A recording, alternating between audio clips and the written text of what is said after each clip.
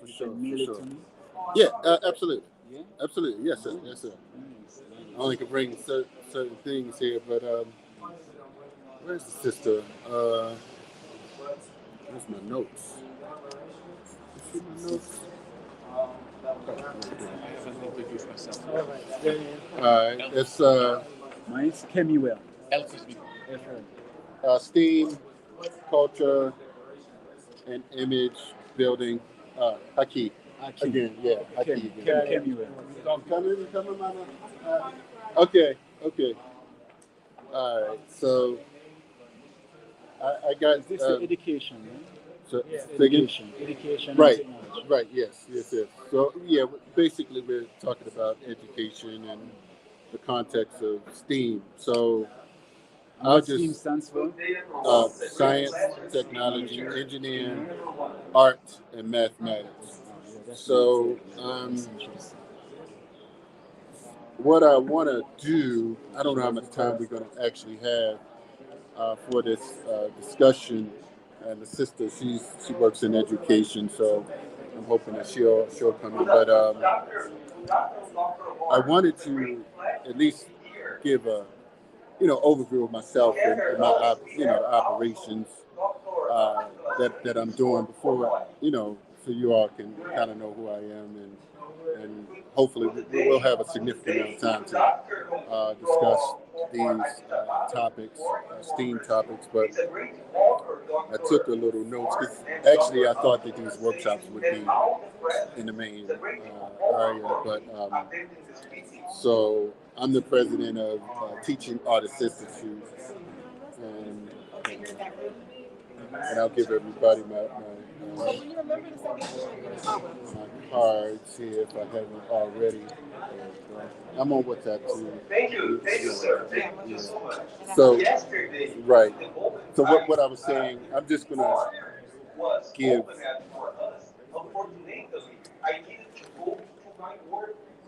We can close that. But I'm actually happy we're out here with this nice breeze. Yes. Well, I wanted to, before we get into the conversation, I just wanted to give a overview and a, quick summary of, some of the things that I heard, and just let everybody know what context of what I'm coming from, and possibly since I don't know how much. Oh, we need another chair. I don't know how much time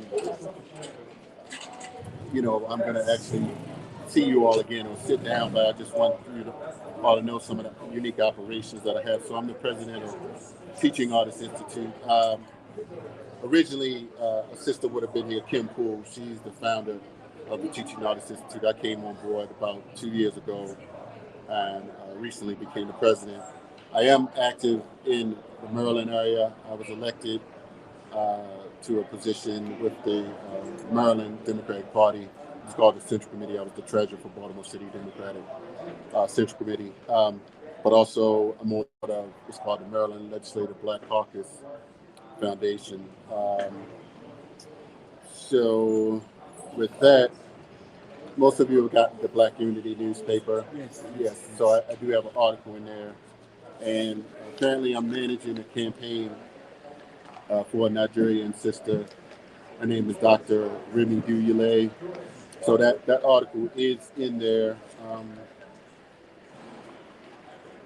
That article actually is in that newspaper. This is the one, right? Yes, that's the newspaper. Yes, and my story is on the second part in there. But one of the things I wanted to mention, there are many, and this is the context of the conversation actually. One of the things we got to deal with is the brain drain.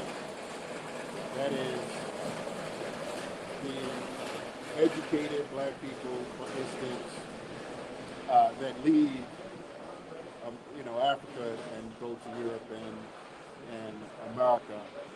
Now, I haven't come up with how that is going to be manifested, but perhaps you all have some ideas on that. But one of the things that we're doing, so a little bit about the Teaching Artists Institute. So last year we well, 2019, 2020, we had a conference in Tanzania, and last year we were in South Africa. So in Tanzania, we worked with it was called Tasuba in Bagamoyo, uh, where we had a talent competition, sort of like Shark Tank, if you will, but we called it Art Tank, where different performers performed. And one of the groups that actually won uh, 2 years ago, we took them to South Africa with us. They didn't have passports, so we got them all passports, got them flights, from Tanzania to South Africa. And based upon the work that we did there, getting them their passports, we actually took them to the the Tanzanian embassy in South Africa as well. So word spread back to Tanzania that that these Tanzanians, five of them, went to South Africa and performed there. And this year, just like a month ago, the president of Tanzania took these artist performers to the United States. They performed in New York as well as in Los Angeles. So one of the things that, what I'm from the U.S., I always think about, substantive impact that, what we can do here. We talked about this at lunch, the competitive advantages that we have because, again, most of us, we're in the United States, we're able to go to different countries in Africa, and most of them, they, people in different parts, especially the Tanzanians, they haven't even gone like nowhere. So for them to go to South Africa and then to go to the United States, that was pretty major. And I'll close and start, getting into this conversation with one of the things that we're doing in the United States, because we believe in cross-cultural exchange and education, is the Africans that actually moved to the United States. And for whatever reason, many of them, I mean, although they may send money, that consciousness and connection may not be there. But we actually engaged in a process where they are, in fact, learning about Black people's history in the United States. And so what we're doing now is we have what's called a freedom rides, where we're taking we're taking young people right now, but one of the goals is to take continental Africans throughout the a 10-city state tour in the United States, taking them through the civil rights movement and the struggles that Black people were in during the 60s and 70s. So, and to bring it up to date. So we're principally in the like we said, the STEAM environment, but we focus on artists, but we want them to know that, as Garvey said, he talked about, mastering the future, and the race that's, I'm paraphrasing, but, that has the lead in technologies is the race that's going to be the future, if you will. So, and you being an educator, you can possibly, just say a few words. I had a few more things to say, but I'll, allow for us to have an open dialogue in terms of what does STEAM actually means to you. If you are working any of these fields, I know you work with in media, and we also say culture and image building for this conversation. So I did a workshop in Tanzania. Yes, on film. I've been in some different films, and we're producing a film on Bagamoyo about the East African slave trade. So we're still working towards that. So hopefully that'll be coming out. But if anybody would like to open with anything and share on anything I said, or if you want to open on what you feel about this topic. It's a very interesting topic, right? And I'm associated with the A, which is the arts. Okay. And it's kind of cross-cultural, cross-combined with these two, technology as well. Okay. So on the arts, I've been involved in designing, graphic designing, right? Yeah. So I'm able to conceptualize ideas more like into whatever someone might want to perceive, you know. So, and right now I'm working with a lot of Pan-African companies right now, and I'm doing a lot of jobs in um, um, in the African community, right? So, creating identities for Africans mean a lot to me, you know, and being able to conceptualize the ideas and put it in an Afrocentric way is very dynamic because it helps people to see themselves, right? And at the same time, if there is a specific like project that someone needs to bring out, yeah, I'm able to visualize it in a way where it can be very dynamic, and I see that being good for the youths in terms of rewriting our history. You know, so because a lot of imagery that we grew up seeing is white. Mm-hmm. So in a sense, if you can paint a picture of ourselves, you know, and our true history in the way it was and the way it's going to be in the future, it can build a greater impact for the future generation. So I feel very overwhelmed with the topic of STEAM, being in the technology era, knowing that we're going into the digital fourth industrial revolution, where everything is going to be digitalized, as in art as well as in finance, especially in finance as well, because I'm also associated with cryptocurrencies, digital currencies, you know, information design and all of these things that needs an advanced knowledge and experience in tackling complex communication. You understand? Because seeing a communication might not be that effective if it's not positioned and conceptualized clearly, you know? And that's how I see these two topics. You know? And there's a lot of things in my mind, so as long as we go along, I'll see how to get out, you know, the ideas that are in my mind. You know, I've been associated with that book, Stolen Legacy, for so long ago. Yeah, and I have some artwork that I created at home that I like to display, right, to the public in the future. And yeah, I'm really overwhelmed, and I've been working on a Pan-African newspaper for children.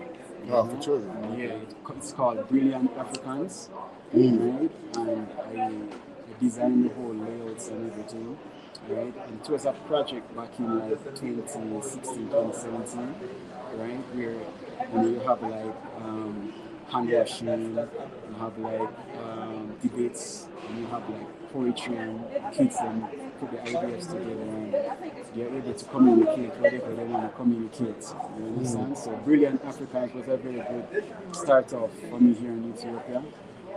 However, it's not been published anymore. I'm looking to do something like that in the future.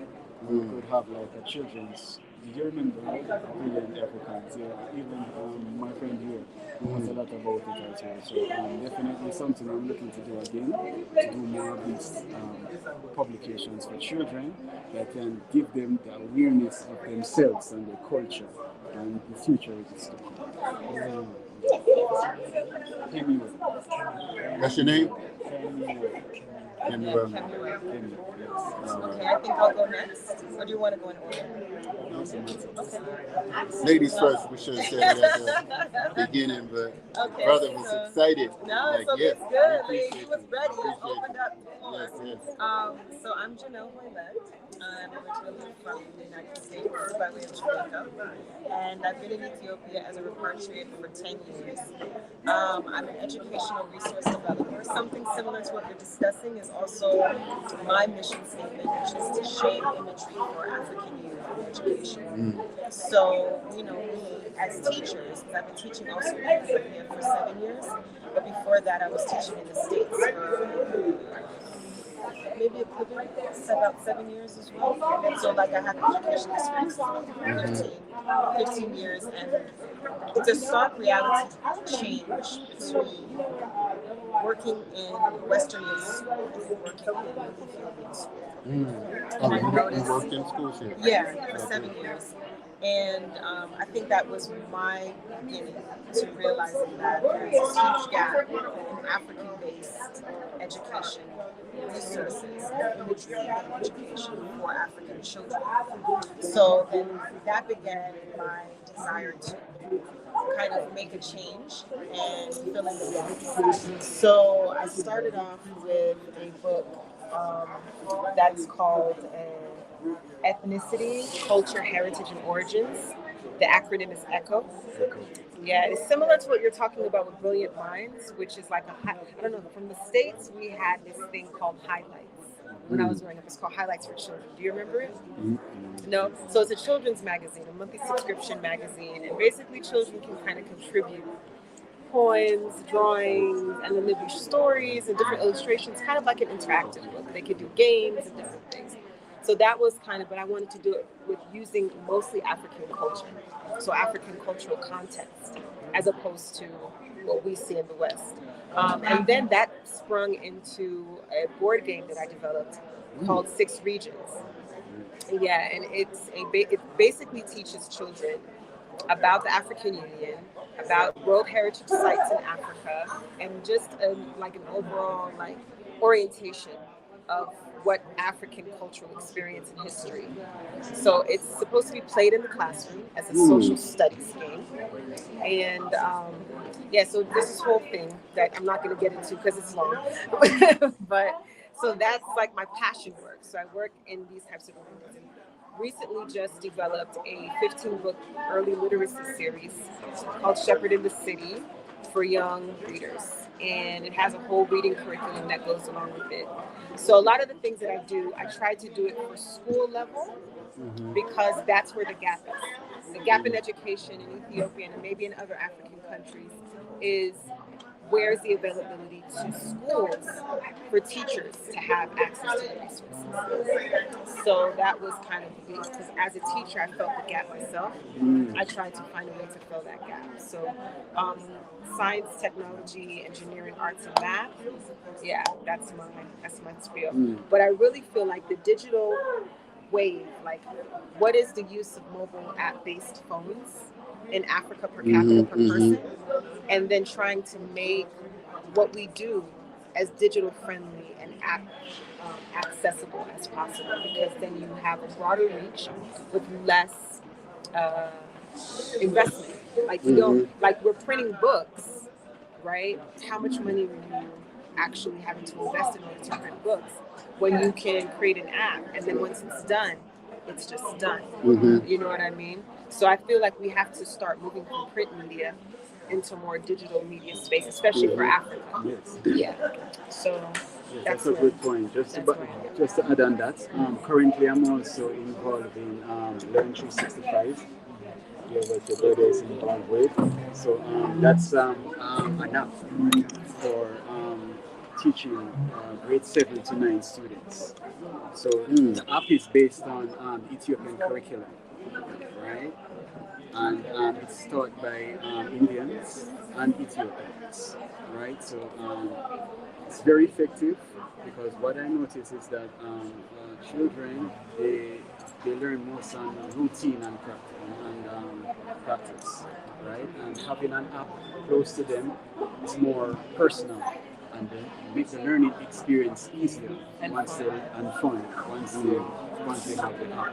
So that's a very interesting Did project. you develop that app? No, I'm helping with the social media marketing and development. And it's an app in Ethiopia based? Yes. Learning Tree. Learn 365. Learn 365.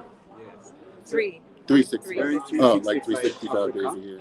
Learn365africa.com. You can check out the website, and very soon we'll be publishing a lot of advertisements and promoting it in schools and so forth. So that's what we're trying to do. All right. Anybody next want to chime in, or should I ask the brother a question? You just want to list? Okay. So my name is Zemenku. Here can you come up a bit closer? Yeah. I have a lot of noise. I know, right. Me too, yeah. Yeah, so my name is Zemenku. Here in Ethiopia, I go by that name. So Zemenku means the one that come to bring order. And so that speaks to my philosophical background, which is kinetic. So I went to a Kemetic school to gain that type of philosophical background. Professionally, You mean as a child or like as an adult? Yeah. Okay. that was my initiation. Awakening and consciousness and orientation. Well, initiation into a particular level. Right. I get it. Yes, sir. But as far as this topic is concerned, when it comes to technology, I have been in the IT, specifically the software development field now for over 30 years. So I'm self-taught, and I've worked with a lot of companies, developed a lot of software to this very day. And along with that, myself and my wife, Ababa, have, since we were young people, have set it upon ourselves that we wanted to bring our skills, bring our passion to the continent. We set that as our life goal. And so from 96, we started coming back to the continent. We started that process. It's been a long, protracted process. So we started in Ghana. Ghana wasn't prepared for IT in those days. So then we were here for 4 years. But then Kenya became a more suitable ground specifically for the type of work that we do. So we do outsourcing. So we've been in Kenya since about 2014. Due to the pandemic, we had to relocate to Tanzania. So right now we're in Dar es Salaam. Our company is Meriton Technologies. So our primary focus is software development, but we have also interacted with a lot of the youth coming out of schools here. And so we've been able to see what we feel are some of the deficiencies culturally. I'm gonna say culturally and educationally when it comes to the IT field. Right? We've had firsthand experience trying to hire and trying to train people here, and we feel that we have good insight and good ideas as to how it could be improved.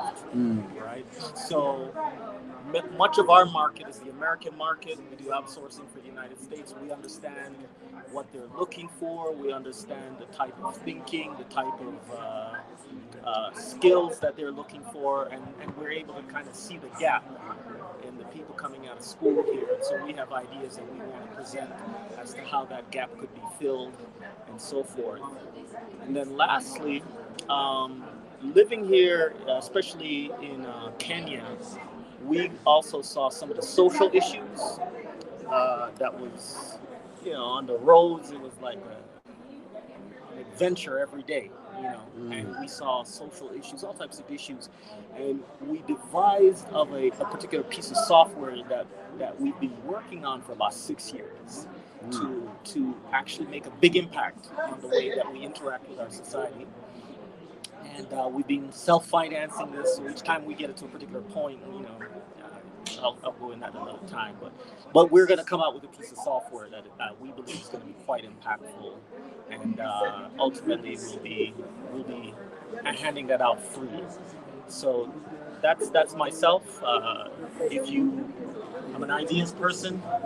So if anybody wants to share ideas or get some insights, I'm your brother. I'm here to help. Beautiful. No, appreciate that. So the 6 regions, was that you that talked about the 6 regions? Yeah, 6 regions is my board game. You still have? Yeah. I still have the board game. I'm working on revising its play operations at the moment. So I plan on launching the finished version on the 60th anniversary of the OAU, which is this time next year. Yeah, that's why I'm doing my relaunch. Now, could that be digitized or? That's the apps. You know what I'm saying? It's all about apps. I don't build them. I'm just an idea person. So you build apps too? I know you said software. I know people who build apps. I'm not sure if I understand the actual processes needed and like the skills, because I think it's more than technical skills that you need for that. You need people who draw Actually, and animate. let me just jump in real quick. Okay. So building apps utilizes all of these. Mm-hmm. So if you don't have the artistic aspect of it, then it'll fall. So again, I go back to the comedic origins. We have to integrate all of these aspects into whatever we do. So to specifically address your issue, in order to build an immersive app, you need those different skills, and the importance of that is it integrates technical and non-technical people, Right. and technical and non-technical aspects of each person. Right. So then you have, like, because you're in the field now as an IT specialist that deals with this type of thing. The people, like, if I was going to build a team, right, for the purposes of creating multidisciplinary media for apps, there are specific roles that need to be identified.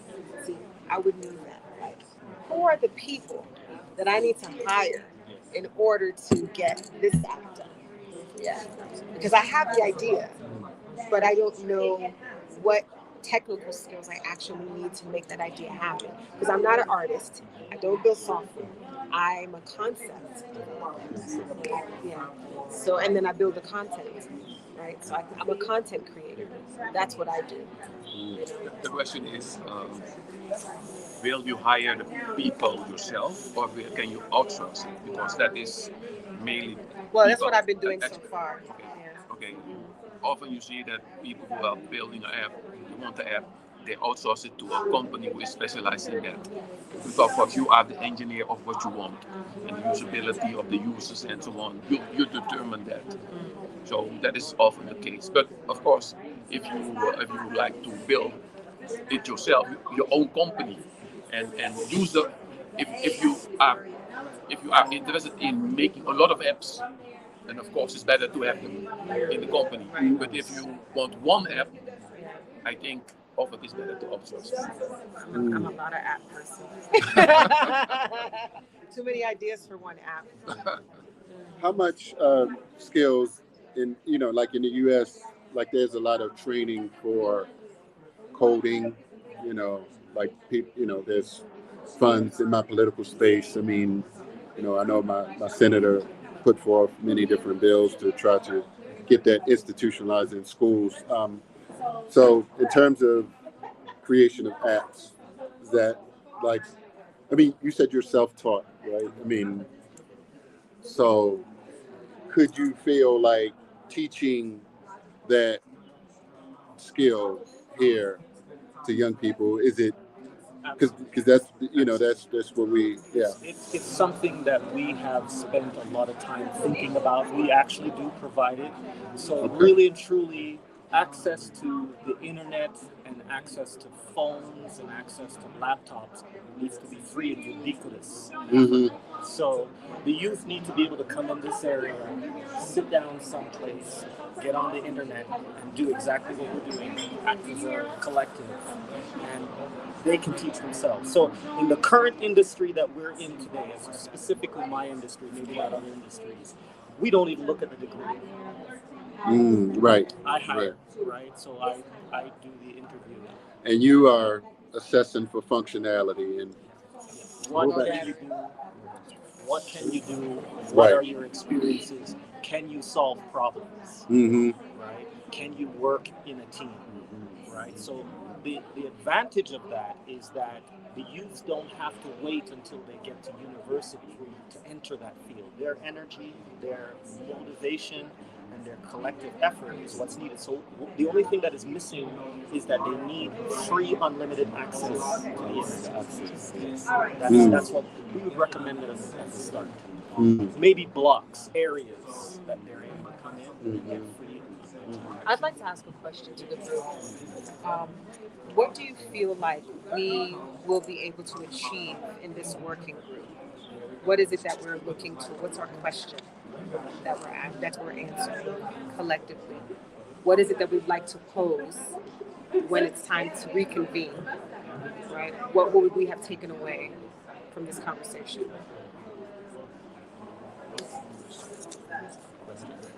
Chris. So culture and image building, right? How do we use STEM as a way to accomplish some of our goals, right? So, all right, what I think is that we identify our individual strengths, number one, and which one relates to us and what we can contribute.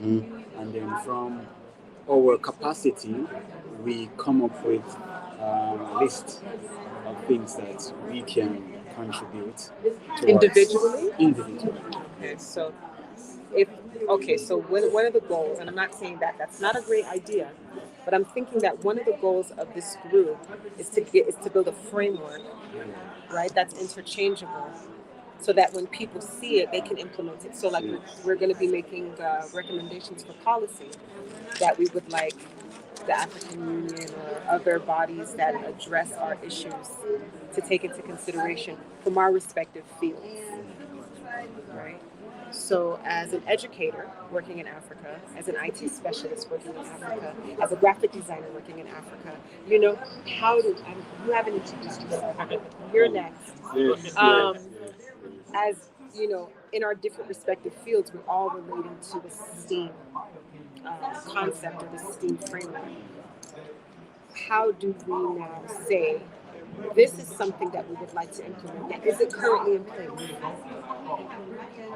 That, you know what I mean? Yeah. Maybe we did the introductions, but I guess Yeah. So we need to finish. Go ahead. let me just do an introduction. Speak up. All right. I'm also a software developer like you. But my focus is more on website development. Website development. Yeah. I'm working with those schools also. Those schools in Addis, which I'm working with, international schools, giving them support for technology support. But my main business is web development, so developing websites for many businesses in Addis. You do? Including this hotel, I think I did the owner of this hotel. Oh, wow. Has a construction company. It's called Demshubayana Construction. I did that for him. I even Do you do websites for companies in the U.S. as well? You do? Okay. It's very rare. Most of the websites I do is in Ethiopia and some are in Africa. And currently we have one pending right now in America. Okay.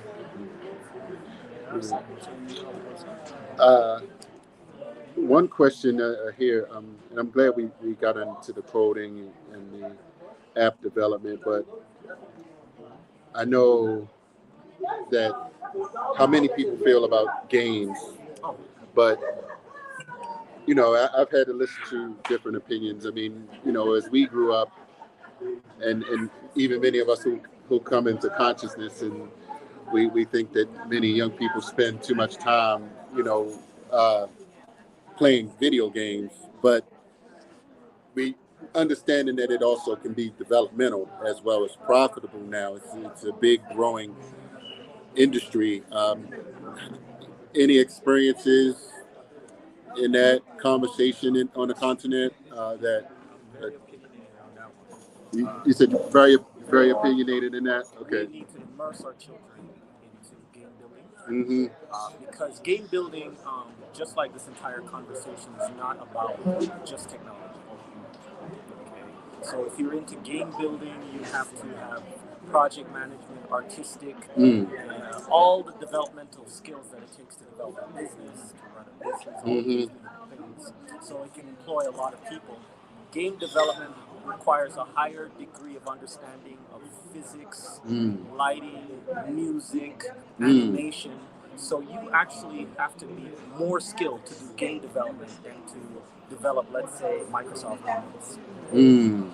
Wow. There's more technology in game development, and it forces the youth to conceptualize and materialize worlds. So you have a wider thinking involved in game development. So how does that help African society? We have to rebuild our society. We have to re-visualize ourselves. We have to reincorporate our history, and and so forth, and it gives room for technical and non-technical people. That sounds like 6 regions. But it also it exercises some of the things that we need to really become strong at, right? Which is incorporating each other and so forth. So I think it's something that can be very useful. Very useful. But I think it requires one vision. I think that thing, that cause, is what's going to harmonize us as a people in our individual sectors, is that we're all working together towards the same outcome. Right now, we all want to accomplish the same thing, but we're doing it separately. You know? So I think we're stronger together than we are apart. Right? We're a bundle of straw is stronger than one blade of straw. Yes, just like making a movie, you know. It's a lot of collaborations. Right. You know, we all have to collaborate together, come together, and make a wonderful project. Maybe I can say something about myself as well, and then say something about the discussion I heard. In fact, this is my first meeting on this level. In fact, I'm a local guy, thinking about my family, the people around me, and try to develop them, teach them how to be strong, empower them. So that's my thing. So on this level, I never have a discussion. Although I know Beryl is very active, we all sometimes have this discussion. So that is to make you aware that I'm not, let's say, very skilled in the Pan-African discussions or things which are going on. But I have specific ideas about science, technology, and so on. In fact, I work at the Ministry of Economic Affairs in the Netherlands, and there my main job was because I'm almost.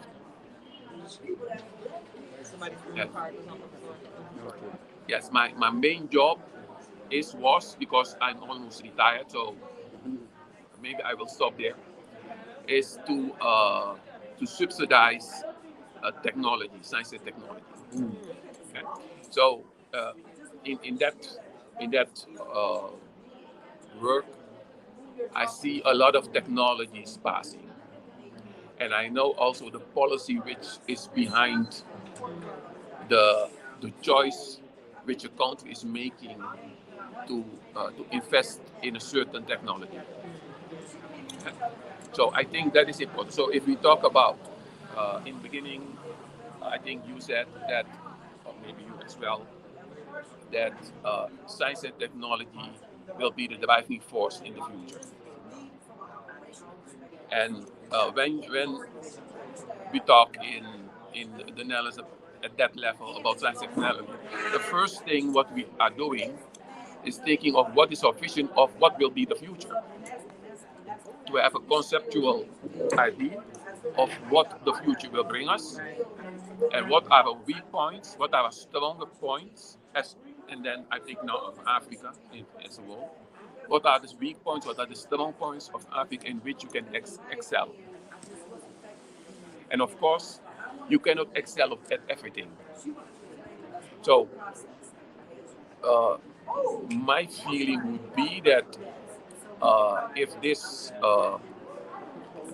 conference, or maybe after this, will give us an idea about what is that technology, what would be interesting, because we talk about IT, but what about medicine? I mean, we have a lot of viruses attacking us. We have a lot of illnesses which affect Africa maybe in a greater way than in the rest of the world. So that could be a very important technology for Africa to develop. So what I'm just saying is that you need a vision of in which technology will you invest, and which of the technology we can invest as African, which we can excel. in the global market or just in continental? in the global market, but you need first capture your own market yes, and yes, of ensure course. that Yes. other foreign entities aren't penetrating, and then you take over. Yes, of course. Right. Just Yes, want to add yes, that. yes. You have to be strong, of course, and that is the discussion we have. This STEAM. I think all the 5 letters are very important. Education is key because if you develop a technology, let's say medicine, let's say IT, then you need people who can develop, bring it further. We can absorb the technology, who can absorb the science, so they can bring it over. They can put it from theory into a real practical thing. Right, we need to be adding it to the curriculum Yes. of the educational institutions, because if they're not teaching Africans how to code, or they're not teaching Africans robotics, or they're not teaching Africans, you know what I mean? So like we're still operating at a 20th century mode of education when they're going into the 22nd century in the way that they're educating. You know? And then I come to the IT, because it is a very important part of the education system. It becomes more and more important. That's communication technology, in fact, which you can do media, but which you can do also a lot of education. And what you see nowadays is that a lot of this technology is being developed by European companies. And by doing that, they gather a lot of information about how people think, how people work, what are their interests, and this information is going to the Western society. Right, algorithms. So I think we need some vision how we do that. Okay. Then the next thing I would like to say. Sorry if I'm too long. No, please, come on. Great. The next thing I want to say is that I have some initiatives about some specific areas you address. My question is, in Africa, we have a lot of these initiatives, maybe not the same, but we don't know. We don't know them. How do we make sure that we know the initiatives and that we can strengthen the initiatives That exists. which exist, or make the best chance of succeeding? Because that is what we do in the Western society as well. We choose, in fact, you choose the winners. You back the winners, which you think this company, this technology will give us some profit or some specific advantage with respect to other continents. So 2 things, what I'm saying: vision, and second thing, knowing what is happening in Africa on the different technologies. IT is very important. Medicine, I think, is also very important. But you have also other technologies which are very important. I think you have something like 12 technologies which are key for the developing of the future. Nanotechnology is also a very important technology. And if we don't invest timely enough in that as Africa, we were also behind that technology. Maybe sometimes you have to think, can we catch up there? But I think if you don't try, you will never catch up. Well, I guess maybe catching up is based upon your vision. And relativity. Yes. Well, you Do could we catch up wanna to where adapt? somebody else is headed. Right. Or you could catch up to where your vision is setting forward. So Right. I like how the elder put vision as the Defining first step, the defining thing. Because if somebody is going in a direction and they say we're going to end the world tomorrow, you may not want to head in that direction. That may not be forward to you. So that an independent thought of which way is up Communication. is very critical. Yes. So I like that really that was the first thing. Can we come up with a common vision of what the future should look like? Do we have that? Do we have that philosophical view? You know, in where I work, often then we hire somebody, and then this person gives us a view of the future. You know, he's thinking about something, and everybody say, yeah. Do we have that person? Those kind The of person? visionary, the consultant, Yes, the yes. consultant. We have Because such persons we need when we talk about science and technology. Yeah, lobbyists, people who have forward-thinking vision. well, we have everything. So I would just say that my opinion is that when we speak about Africa, you're not speaking about a country, a tribe. You're speaking about a race. So at some level, not at every level, maybe we have to embrace this concept of such great diversity that the biggest challenge is actually harmonizing the diversity. And that actually is probably the reason why we're in this situation, is because it's so big to bring it all together is so difficult. But I believe we have everything. We need technical teams because we have a lot of analytical work to do. We have a lot of study. We have a lot of research. We're coming in as outsiders. That's the first thing. People that don't live here, people that don't understand the struggles of the people that don't really know what's happening on the ground. We have our ideas, we have our beliefs, we have our sentiments, but we don't really understand the inner workings. What are the everyday struggles of most of the people, just in Ethiopia?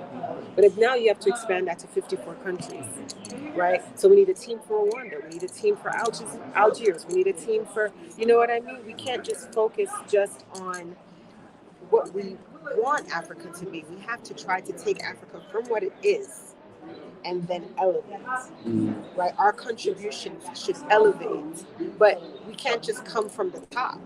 That's where we're trying to come from, you know? So I think that it's going to take time, obviously, and there's a lot of research that we need. But what areas can we affect change through the work that we do? What sectors, what industries can we interface with through our particular skill set in areas of technology, in areas of science, mathematics, art, the educators, you know? I know that education is a huge part of most campaigns in the ministries because they have to what? Tell the people, right? So they run campaigns where they're talking about how to wash your hands, they're talking about infant mortality, they're talking about, you know what I'm saying? But they need people who can be able to frame that, like you're talking about, those people that come in and say, hey, we got the best idea. That's called a marketing team. You know, this is how you can get the people on board. This is how you can change a whole generation, you know, and teach them how to have better hygiene. You know, this is the narration now. What is our new narrative? What is it that we're trying to achieve that actually intersects with most people's concerns? Could you add to that the economic aspect? Yeah. So there's a bunch of us here together sitting at a table with various different skills.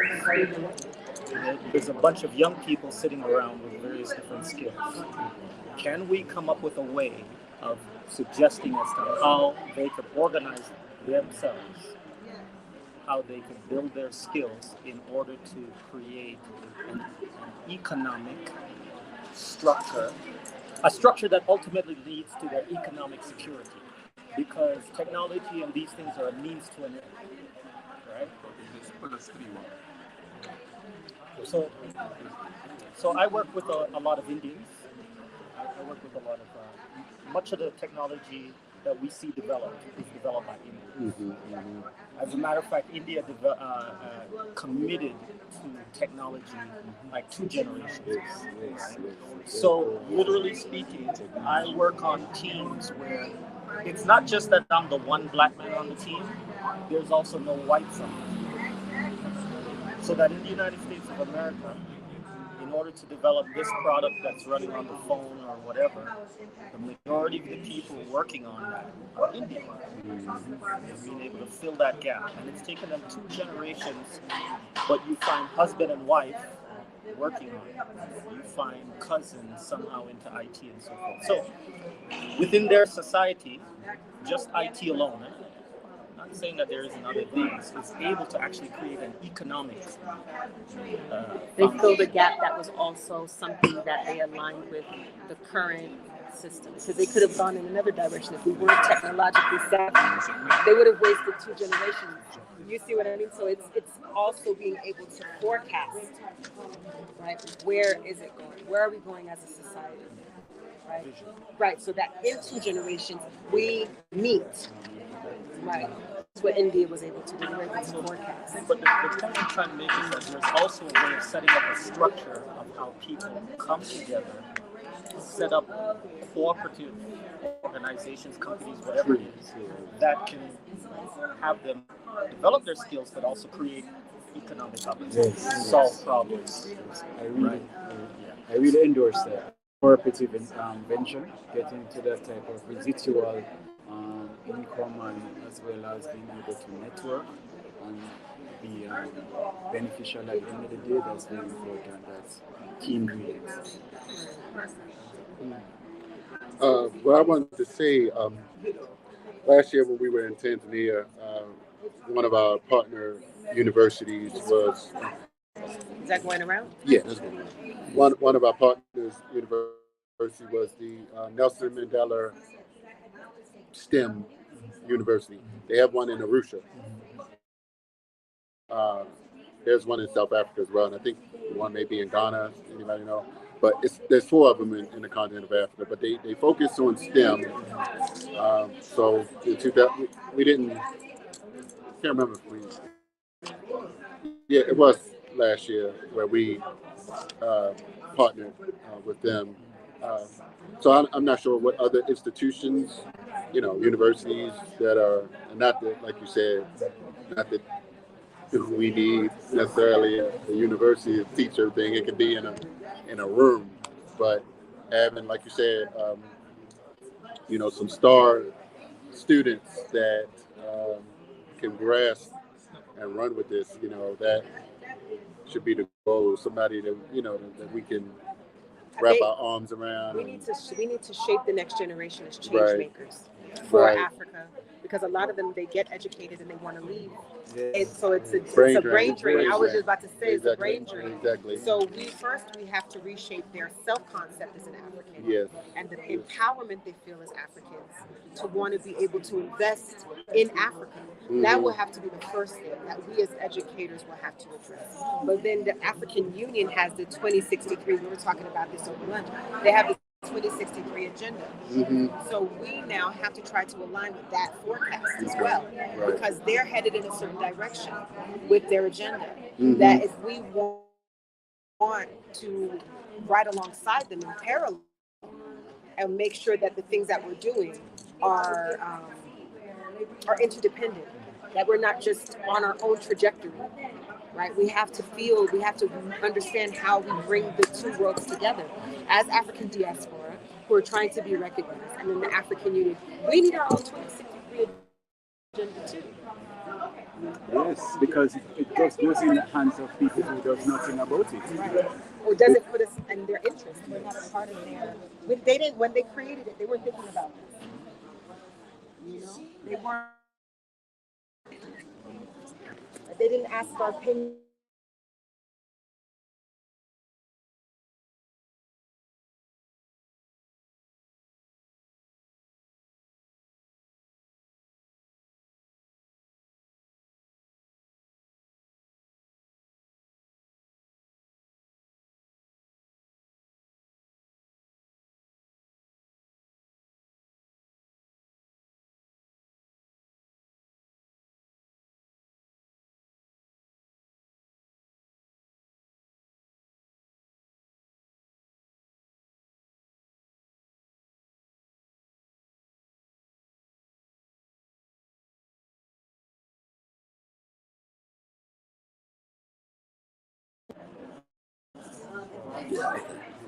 That's the question of.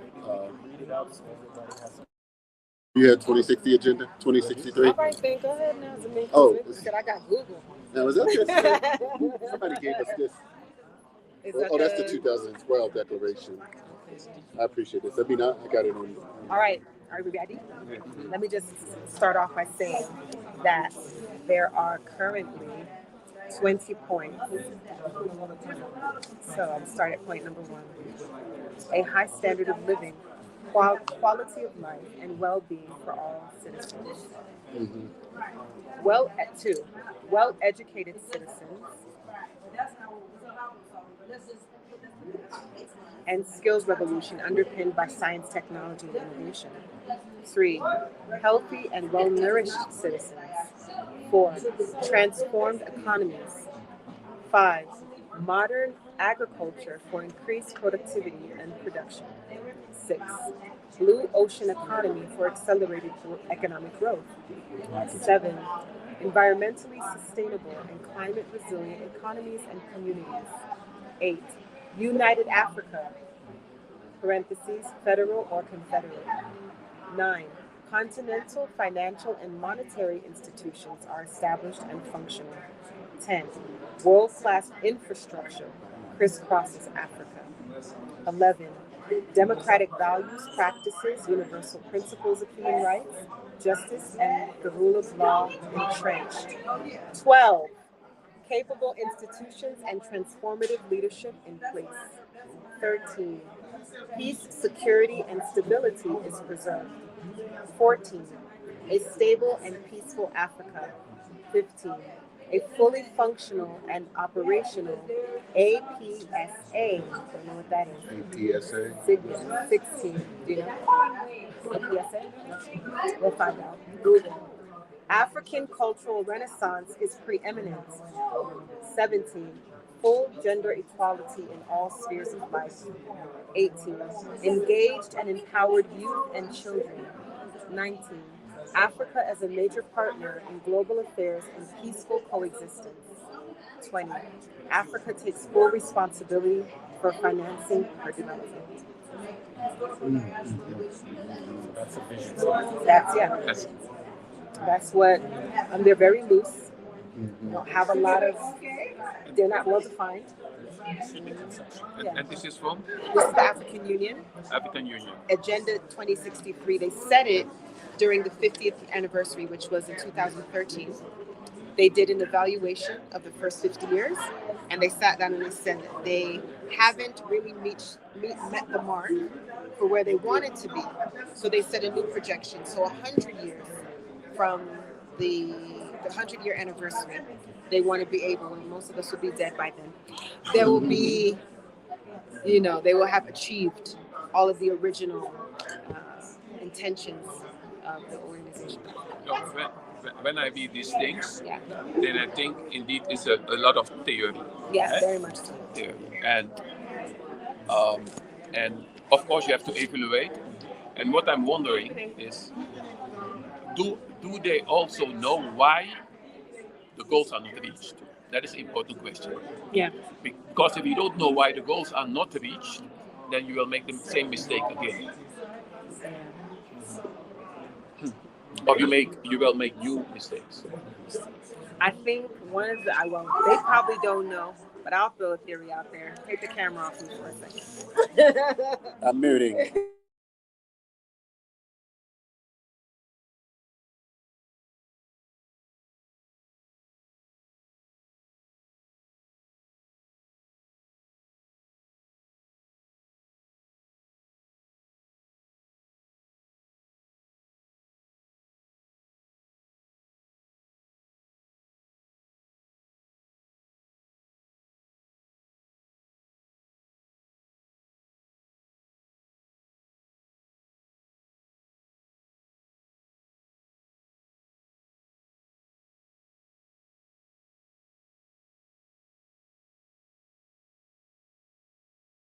Conference.